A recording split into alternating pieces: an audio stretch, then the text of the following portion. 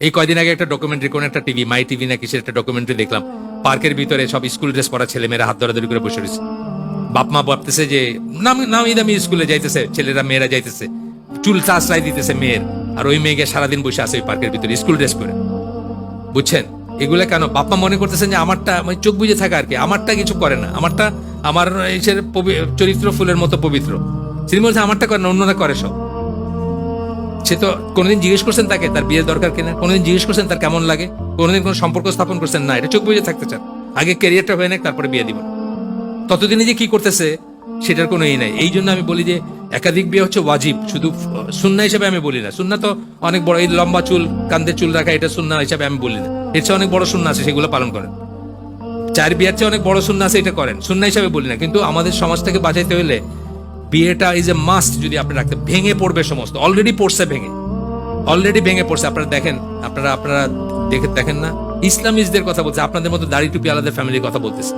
আমি ইসের কথা বলতেছি না, সেকুলার ওই রমনা কি বলে ওই গণজাগরণ মঞ্চের কথা বলতেছি।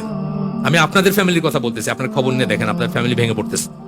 আপনাদের ছেলেরা কি করতেছে, বিয়ে না করে কি করতেছে, কি করে বাড়াইতেছে, আপনাদের মেয়েরা কি করতেছে।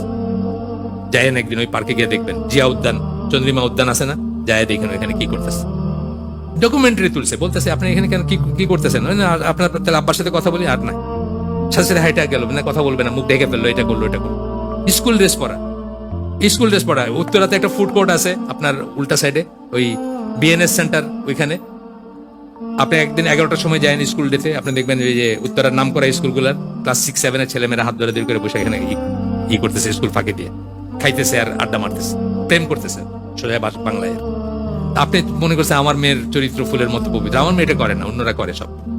এটা ঠিক না, মানে বাস্তবতার সাথে করা উচিত। যাই হোক, বিসাইড দ্য পয়েন্ট, আমি আবার ফিরে আসি, মাফ করে দিন, হঠাৎ করে আসলো প্রসঙ্গটা বললাম। অনেক ইয়াং চেহারা আছেন এখানে, ঘুরে বেড়াইতেছেন, কি করতেছেন? মোমরা দিলেন বলছেন না যে তোমরা যদি বিয়ে না করো তাহলে তোমরা কি করতেছো, অন্য কিছু করতেছো নিশ্চয়ই। আমিও বলতেছি আপনার বিয়ে না করলে কি করতেছেন, এটা আল্লাহর সাথে হিসাব করে।